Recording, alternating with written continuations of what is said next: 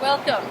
Today is a very interesting one when you go through the book, The Sovereign Light, named after my ministry. This book, A Course in Metaphysical Spirituality.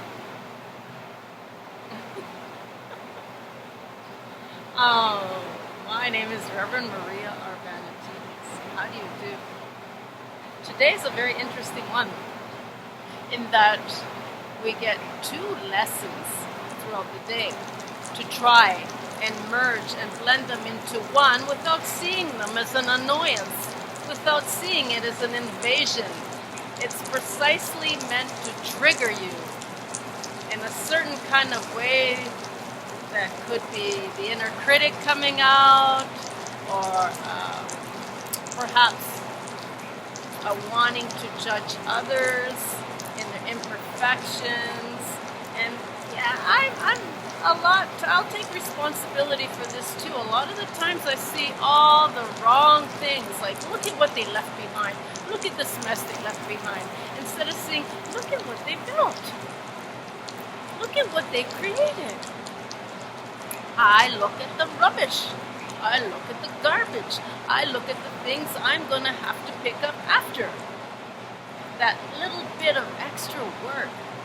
And throughout the day, this is what we're going to discover. Two lessons.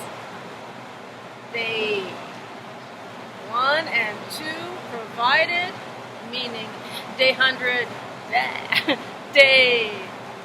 312, and because it's very short. And day 200, see, there you go again. Imperfections. So it's all in the way we view things, and we learn to just kind of look at the bigger picture instead of that closed, narrow-minded view of all these imperfections. And so when we look at the bigger picture and see all the good things, bring out all the good things in others, bring out all the good things in your vision, in your view, on your canvas that makes up your tapestry of all these thoughts we interweave together to make it look the way it does. These imperfections, could they just be that it's a little bit more extra of a bonus that we're getting here in this book? Lesson 272 and lesson 271. I'm just laughing because I'm looking at all the iguanas running around. Oh God. I'm in like 15-minute drive from Guatemala here. In the northwest part, I suppose, of the new Honduras, called San Ignacio, Queo District, Belize, Central America. What are you doing there? I'm looking. So, we either, not necessarily always, but just use a level of discernment, and we learn to grow from it. And what the bigger picture is for this book, it's not to make it with the fuck-ups, pardon my language, but it's actually what are we actually getting out of it? Not particularly what's in it for me, but what are we actually getting out of this? And if so, and you're getting that inner critic, or that level of hatred or rejection or something to do with you, work on it. Work through it. We're here to help. Just reach out to me directly. Reach out to me, and I will be there for you. And so let's continue on. Has you ever needed to really look at this? What is shame and guilt? I'll start reading. Page 746. The self has many a time before felt the shame in its state of being, and it has taken on the burdens of oppression. To form the guilt from wishing to express itself, and in a world that preferred it not, rather to instead be something it could not possibly come around to doing. It's the same as don't have these expectations of others, because time and time again it will not be exactly the way you had expected out of them or for them to do. For instance, this is a perfect example of this book and how our expanded consciousness, like the truth eventually reveals itself. And what is time? It's just glimpses of little blind spots. When we start to focus and contract on one thing, then we miss the bigger picture and we don't all see it, especially when it's chaos and we try to organize it and put it all together.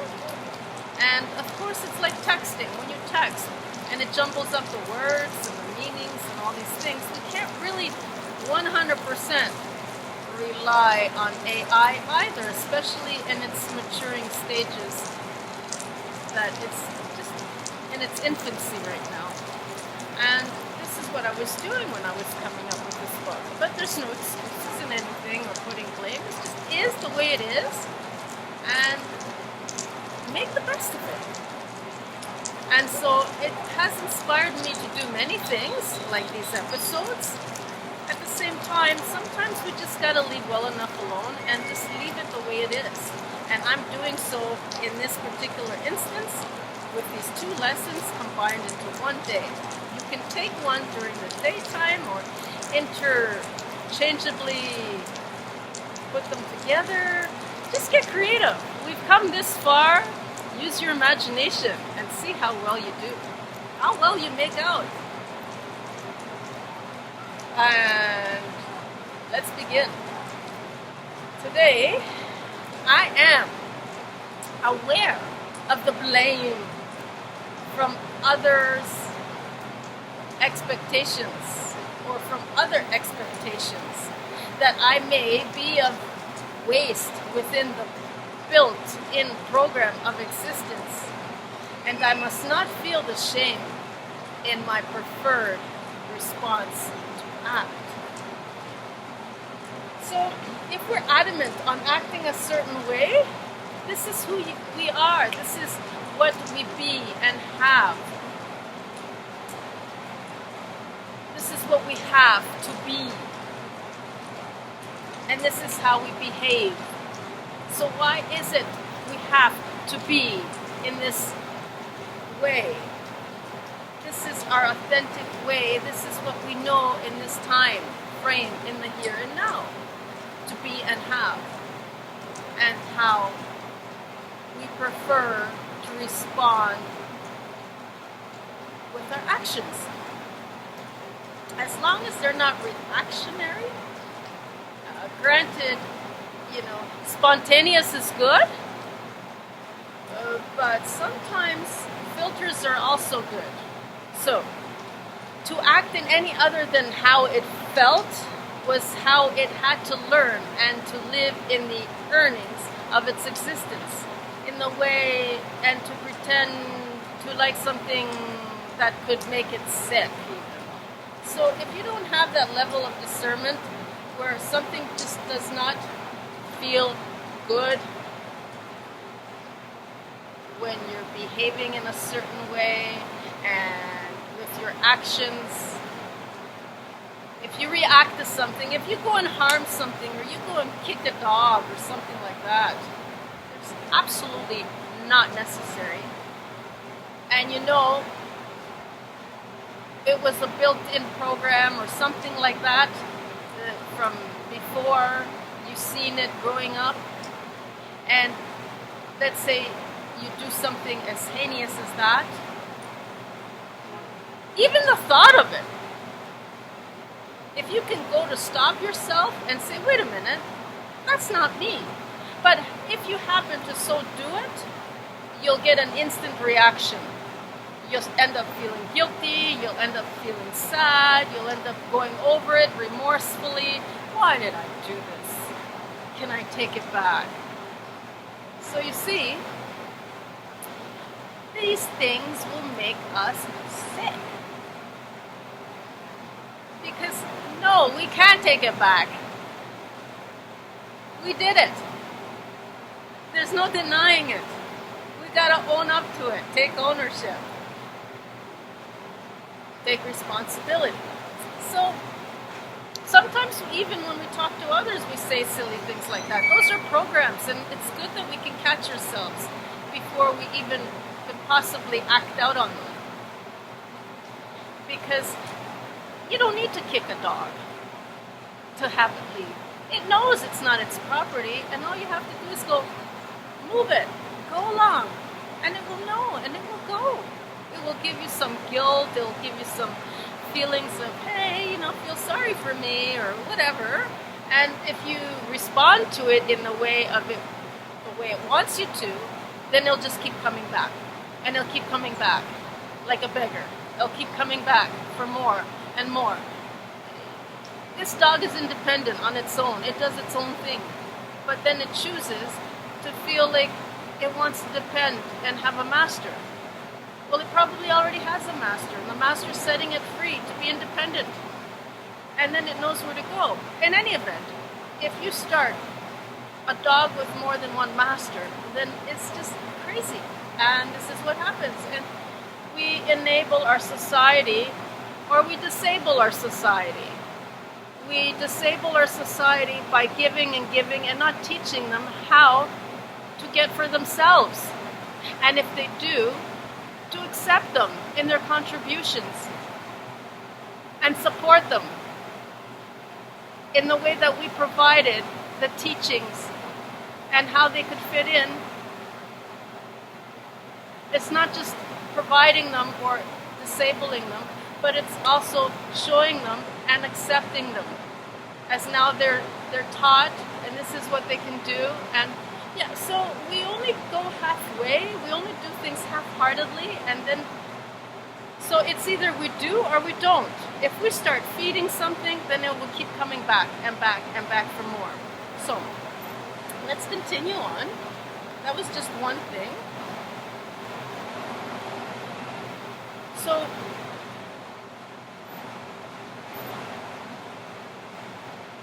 the self, as I read on from page 746, the self can exist, and regardless of the waste it might appear to be, like wasteless eaters or whatever that we have to get rid of, useless eaters as they call them, in the taking up of space. So we provide this MAID program, or if you feel like used to be suicide. If we only heard it, then we would reach out and help people. And then it became, well, we take away all their rights. And then it became, well, we're giving them the option of euthanizing themselves and providing that lethal injection to kill them. Because they're useless eaters anyway. So, what in fact we consider as mental illness, could it very well be a need for emotional support, like what animals provide, emotional support? If that's the case, then yeah, feed it, because it's providing you emotional support. And it's a codependent relationship. Again, is that really necessary? Where does it go where it leaves the boundaries and goes into cruelty of animals? Where does it cross the line and over into the cruelty of animals? And allowing for the animals to just be their friends, where it's not a codependent relationship, and you're just living harmoniously within that ecosystem. If it gets too out of hand, then it will again be brought to balance. But why is it that we think we know better and that we can fix things when there's nothing really to fix? And in that need that if we help others, then it's expected that we get the help back. Through money. And so our whole system, especially the money system. And so we have to relearn from the ashes and rise up like the phoenix again and just redo everything,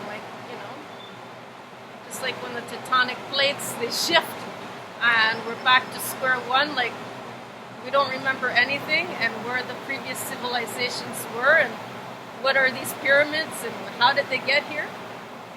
And we must be the first ones. And especially when we're born again, we don't remember anything from previous lives. And if there is such a thing, it must be agnostic. In any event, let's continue on. So, that the space in taking up and being useless eaters that others value more than the self, and for not preferring to satisfy their agenda to feeding in the program, then you must be a useless eater. Because you're not doing what we expect of you. And we're casting you out. You don't fit in. And then you get these feelings of the emotional attachments and all this other stuff that we must work through. It's just the mental transmutation as we're doing now and clearing all this.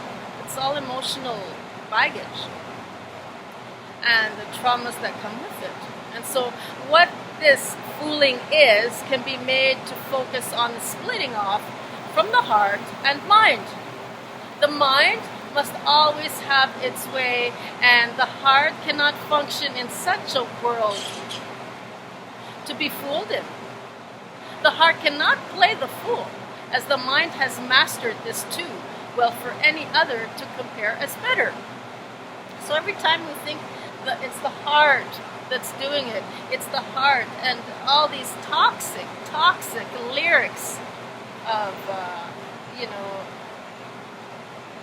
just all you have to do is listen to some of the words and the lyrics to all of the songs up to now.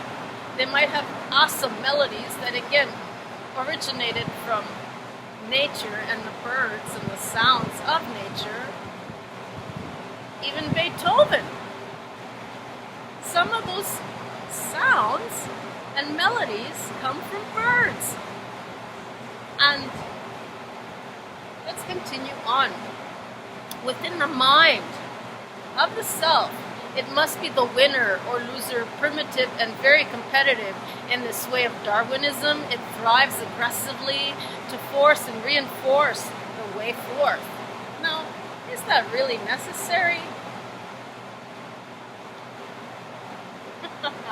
Who is to judge what God can be and cannot be? But better yet, to neglect the sides that wish to be denied as waste? Why feel guilty as the self does not have to believe it is a waste? For where it does not belong, equally so, there must be a place that where it does. So the purpose is to transcend from the pressure of the pain, and that it can release, to relieve the nervous system with much more psychological contentment. And most of the time, if we allow ourselves, we can do it through crying. Crying is a beautiful tool that we can use to transmute these energies. It's a must in our toolbox. It's right up there to orgasming. If if not even better. Crying is the ultimate release. And so, during the day, just process this purpose of knowing that it is possible to transcend from this pressure of the pain that emotional body feels, and that static is stuck in there holding it on. And how we feel, it's a mental thing, that it can be released. That bird coming out of the cage of the mental prison. And to relieve the nervous system that picks up on it, much more psychological contentment it will feel. You know, oh, I'm getting shakes now. Ooh, it's in my head, you know, and you start to feel even a headache sometimes, you know, from all the anger or angst or whatever it is, and you press it and oppress it and become depressed. And then you feel it in the forms of manic depression. All bipolarism is another thing. So all these things, are they really mental illnesses? I mean, how far have we gone down the rabbit hole to continuously dumb down with medications? Synthetic versions of what we already have within us to self-heal with. So say these things throughout the day, and whenever you feel like it, interchangeably, intermittently, intertwine it, combine it, use your creative juices, and say these words out loud. I am aware of the blame from other expectations that I may be of waste within the built-in program of existence, and I must not feel the shame in my preferred response to act in this way. So every time you act in a certain way before you go to do it, say these words, preferably. And then how do you feel? Or say them. Even after you feel bad about something, well, you did it, own up to it.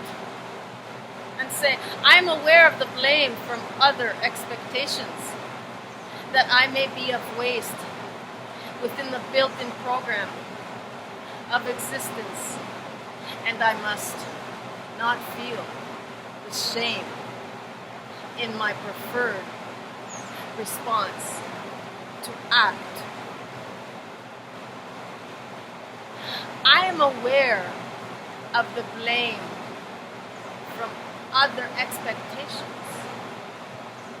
that I may be of waste within the built-in program of existence, and I must not feel the shame in my preferred response to act. It's always about being authentic. Now, if the system or the program says, you know, you took this or you did that, well, if you did it slow enough for them to process that you did so, then where is it that you were feeling the doubt that created the situation of others to recognize it in the same way as your doubt? So it's all a matter of discernment, because even rules change and regulations and everything to adjust, or we have to accordingly adjust. So they can go on their way. We can be the victims or the creators. And so I will leave you with this. And, you know, as far as looking at the bigger picture here, it's really a process of, well, let's take it on to the next episode instead of combining it here. Still the same day, 312, and we have another lesson as a bonus one, and we're combining the two with this affirmation that I am in your space for a reason, in the same way that invasion rudely might collide with the self in the discordance of exchange. So we're doing this for a reason, you see? We're taking this and we're going to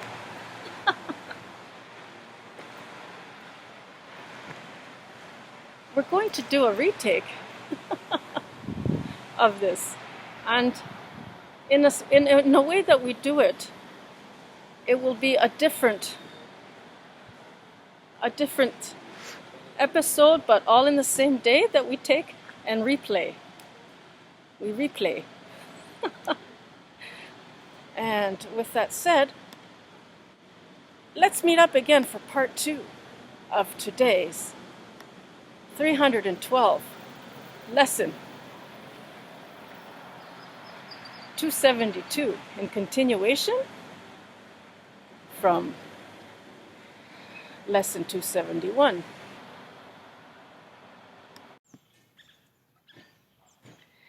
Discordance in the body of the self might bring about resistance to life and age-old contracts of self-sacrifice. The wholeness pushes beyond the limits of boundaries, and mostly as from the gendered, childlike, irresponsible figures that the self might discordantly attract by resisting. Nice deep breath in and out, and in and out. And every time we say this, we take another deep breath in and out. So, ready? Sounds good. Let's say these words. I want to hear you say them with me.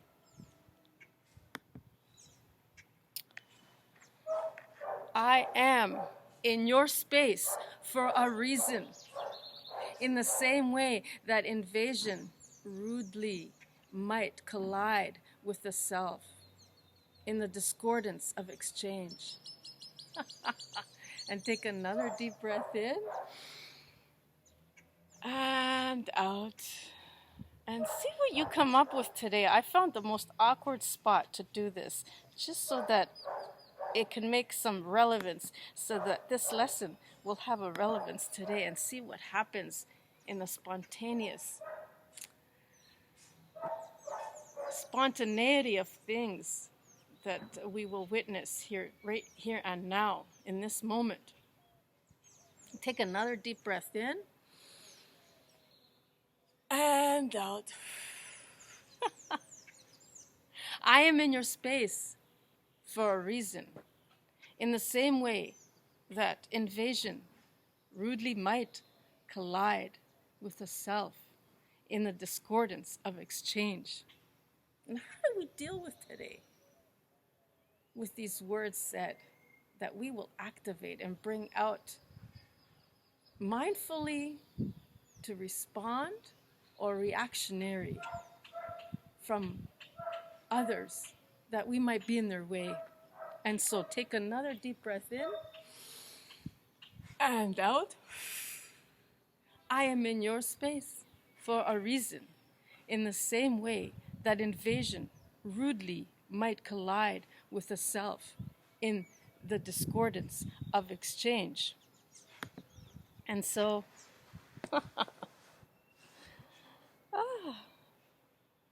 let's begin. Page 747. When something could happen to emerge with the self, and where is it in relation to relying on the many that can reflect to help it? In the resistance, one might find that one pain may cancel out for another. The only sure way to learn and reach reverence is by the experience of disrespect that the self must go through to uncover and make whole again the humble nature that becomes of the self, and from the disbelief of the many, to truly understand and listen like broken children who begin to heal.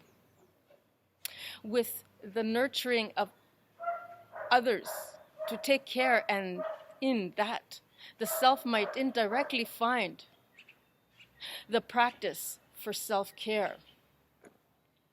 A piece of rotting flesh can be for only but a temporary state to reason over and take up for any pain or discomfort, a space to wilt over. When the self has a toothache, it must either pull it out or find other treatments for it and to maintain it in its place, pain-free. And moving right along to 748.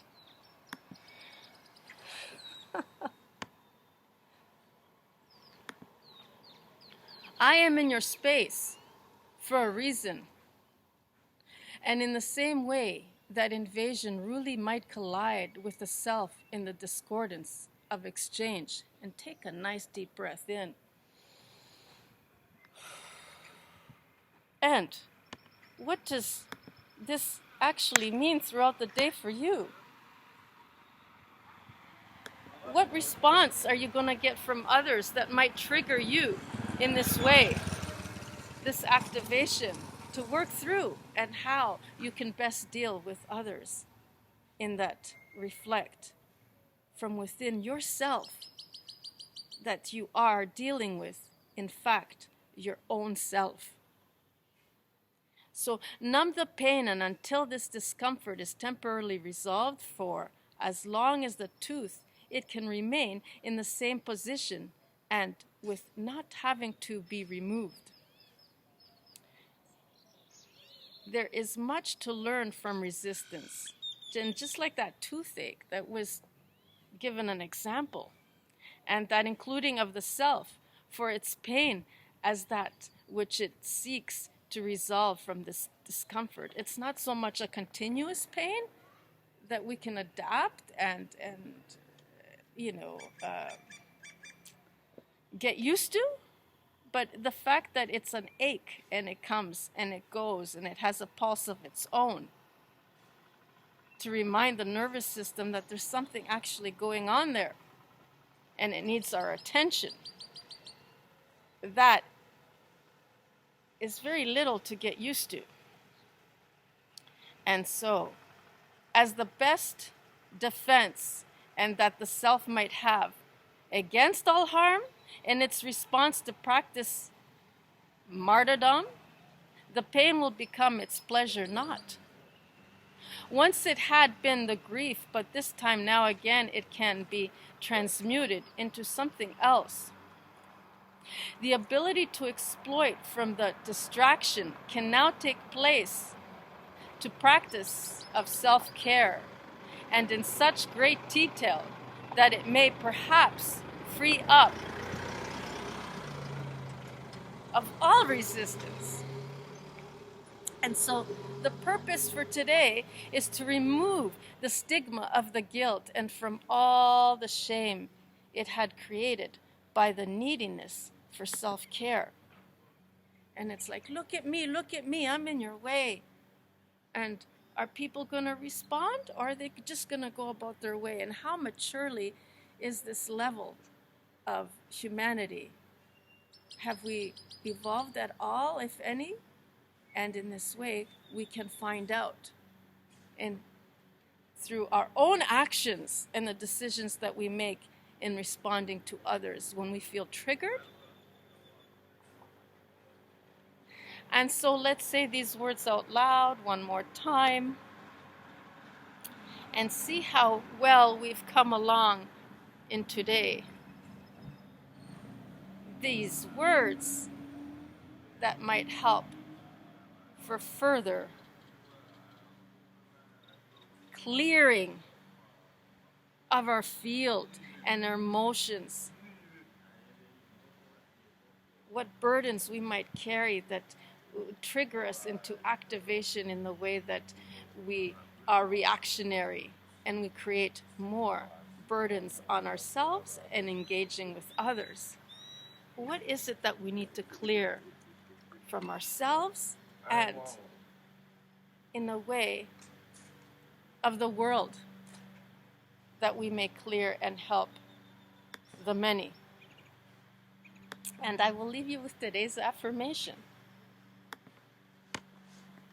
And I hope that you have enjoyed, as much as I have, these beautiful murals that are here in San Ignacio. And I really enjoy showing the beautiful artwork that people have done here. I am in your way, and I am in your space for a reason, in the same way that invasion rudely might collide with the self in the discordance of exchange. So question, why? Observe, be the observer, take a seat.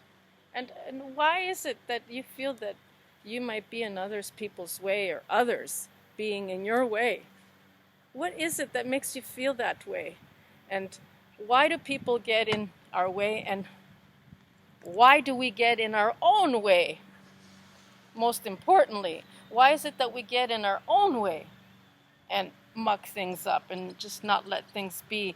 Why do we have to resist things, resist others, resist ourselves, resist our circumstances? And what is it? Do we feel that we're not worthy? Perhaps? What is it? Just feel it out. What is it that's making us be this way?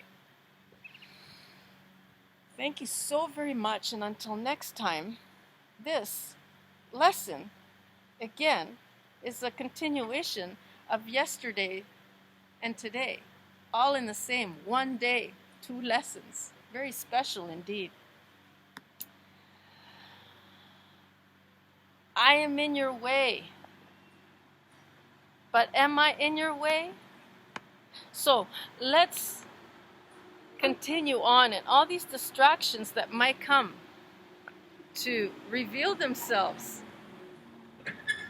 And for the most part, I haven't had any. Everybody's been too mature for this. Okay, so I'll just let it go. And thank you so very much for joining me here today. And if you'd like, you can purchase the book by all means and read or say these affirmations. You can pause it and just for the affirmation for today and say it along with me. I am in your space for a reason, in the same way that invasion rudely might collide with the self in the discordance of exchange. I am in your space for a reason, in the same way that invasion rudely might collide with the self in the discordance of exchange. I am in your space for a reason, in the same way that invasion rudely might collide with the self in the discordance of exchange.